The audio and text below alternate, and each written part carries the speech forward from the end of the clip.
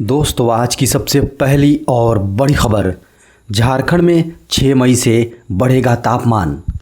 झारखंड में मौसम केंद्र की पूर्वानुमान रिपोर्ट के अनुसार अगले 6 दिन में भी मौसम में उतार चढ़ाव जारी रहेगा। 3 और 4 मई को बादल छाए रहेंगे और बारिश भी हो सकती है। वहीं 5 व 6 मई को आसमान साफ रहेगा।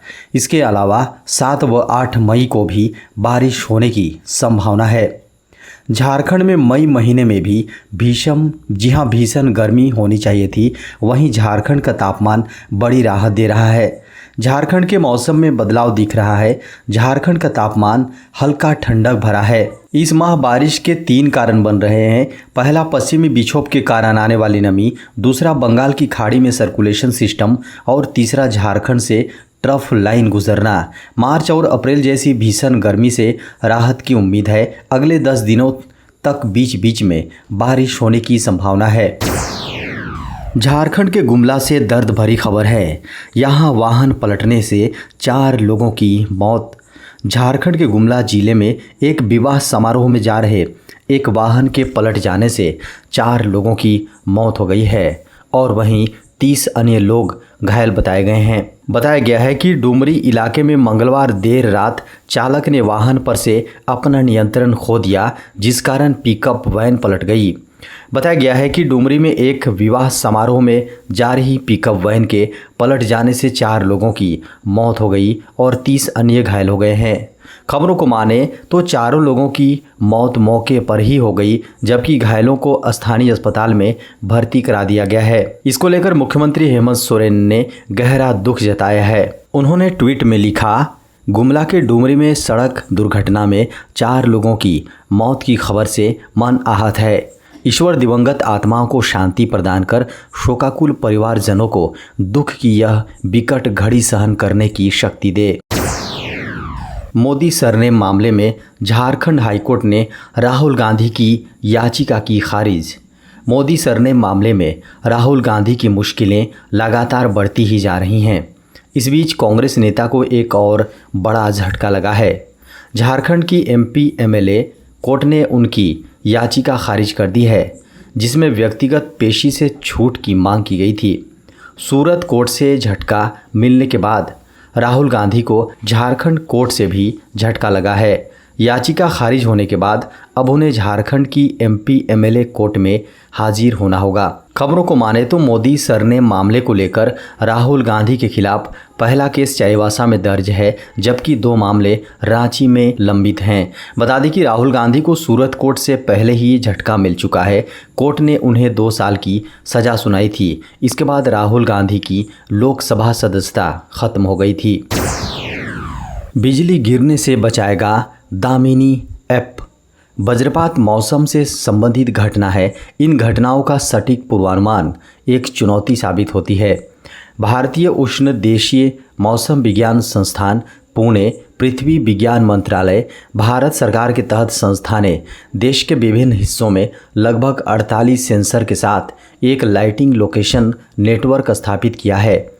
पुणे में केंद्रीय प्रसंस्करण इकाई के लिए रखा गया है। यह नेटवर्क बिजली की गड़गड़ाहट और वज्रपात की गति के बारे में सटीक जानकारी प्रदान करता है। नेटवर्क का उपयोग करते हुए IITM ने एक मोबाइल ऐप दामिनी विकसित किया है। इस ऐप में अपने लोकेशन का नाम डालकर वहां की स्थिति की जानकारी अंग्रेजी एवं हिंदी में ले सकेंगे। यह बिजली गिरने से 30-40 मिनट पहले ही सावधान कर देता है। यह ऐप बिजली गिरने के समय पूर्व सूचना देने के साथ ही बचाव की जानकारी भी देता है।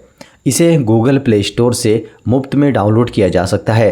यह ऐप वज्रपात का स्थान 40 वर्ग किलोमीटर के क्षेत्र में संभावित स्थानों आदि की जानकारी देता है।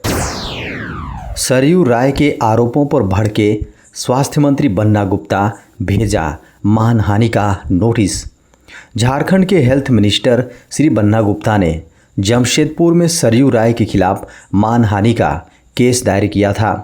बता दें, वायरल अश्लील वीडियो और कथित प्रतिबंधित पिस्टल रखने के सरयू राय के आरोप पर झारखंड के स्वास्थ्य मंत्री बन्ना गुप्ता ने अपने वकील के जरिए से विधायक सरयू राय को मानहानि का नोटिस जारी किया है। बता दें कि इससे पहले भी कोविड प्रोत्साहन राशि लेने के आरोप पर बन्ना गुप्ता ने मानहानि का मुकदमा सरयू राय पर दर्ज कराया था, जो कोर्ट में प्रक्रियाधीन है।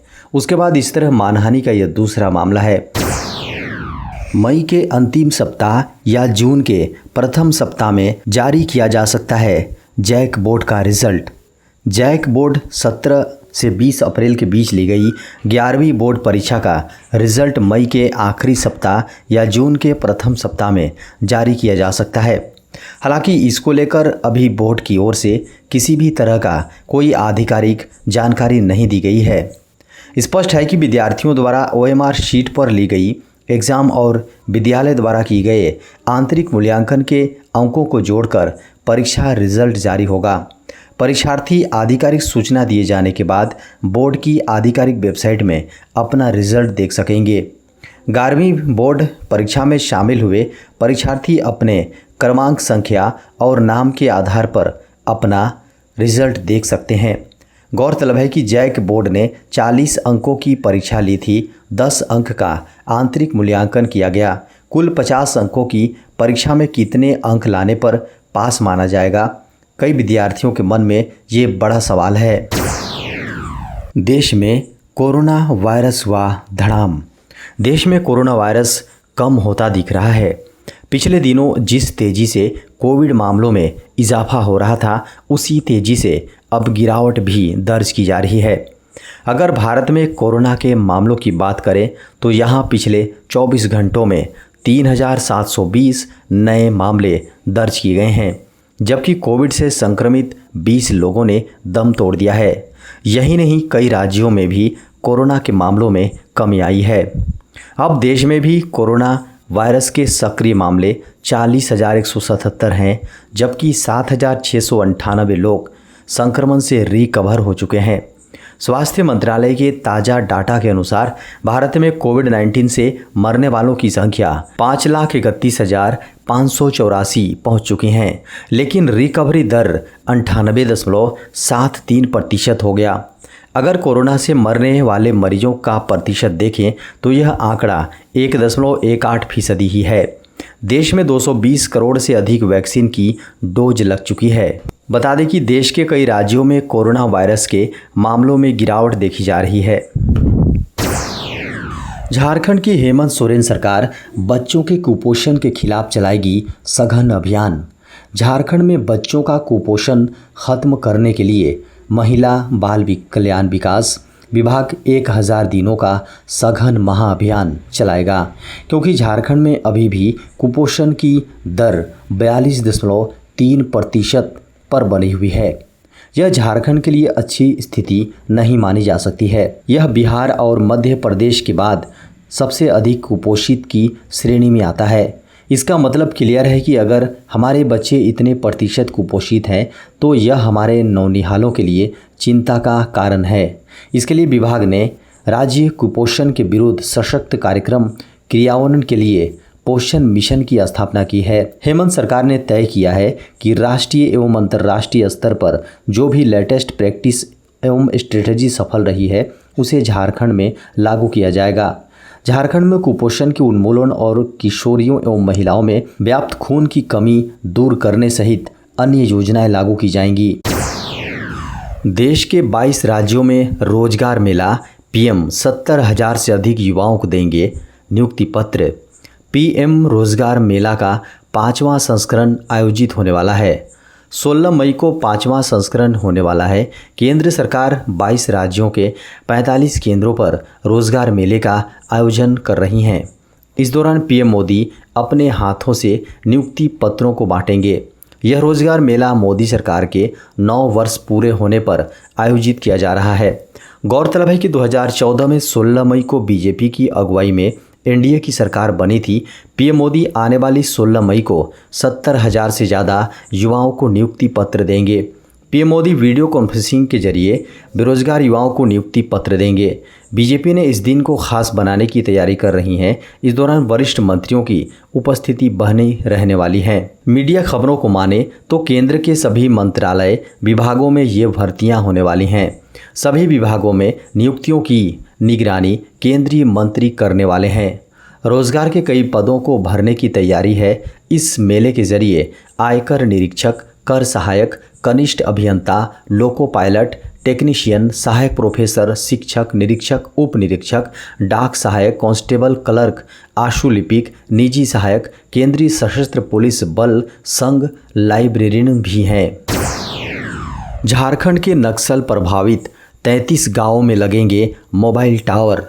झारखंड के नक्सल प्रभावित गांवों में 4G मोबाइल सेवा पुख्ता की जाएगी।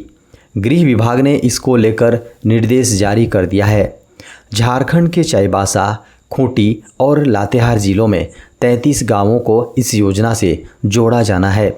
इन 3 जिलों में 33 गांवों की लिस्ट जारी करते हुए यहां मोबाइल सर्विस की वर्तमान स्थिति की रिपोर्ट मांगी गई है। नक्सल प्रभावित गांवों में मोबाइल टावर स्थापित किए जाने हैं। केंद्र सरकार की योजना के तहत झारखंड के 33 गांवों का चुनाव किया गया है। इन गांवों में वर्तमान में मोबाइल सेवा देने वाली कंपनी का सिग्नल उपलब्ध है या नहीं, इसे भी जांच किया जा रहा है। खबरों को माने तो इन जिलों के नक्सल प्रभावित क्षेत्र में मोबाइल टावर के चालू होने से ब्रॉडबैंड की पहुंच बढ़ेगी। इससे कई गांवों को कवरेज प्रदान करने में मदद मिलेगी। साथ ही मोबाइल कवरेज इन नक्सल प्रभावित इलाकों में नक्सलियों से निपटने में गेम चेंजर साबित हो सकता है। झारखंड में इसी महीने होगी 25,000 शिक्षकों की नियुक्ति। झारखंड में इस महीने के अंत तक 25,000 शिक्षकों की नियुक्ति शुरू होगी। मुख्यमंत्री हेमंत सोरेन ने झारखंड के 80 उत्कृष्ट विद्यालयों के उद्घाटन के दौरान इसकी घोषणा की है। बता दें कि झारखंड के 80 उत्कृष्ट विद्यालय सहित सभी मॉडल स्कूलों में CBSE पैटर्न पर पढ़ाई होगी। इसी के चलते मॉडल स्कूल के लिए अंग्रेजी माध्यम से पढ़ाने वाले शिक्षकों की बड़े पैमाने पर नियुक्ति होनी है। बच्चों के पढ़ाई में कोई बाधा उत्पन्न न हो, इसका राज्य सरकार प्रयास कर रही है। कार्यक्रम के दौरान मुख्यमंत्री ने जानकारी दी कि झारखंड के स्कूलों में शिक्षकों की कमी है। कई कारणों से शिक्षकों की नियुक्ति नहीं हो पा रही थी, लेकिन इस समस्या का समाधान निकाला जा चुका है। इस माह के अंत तक में लगभग 25,000 की संख्या में शिक्षकों की बहाली होनी है, जो इन स्कूलों में पदस्थापित होकर बच्चों को शिक्षा देंगे।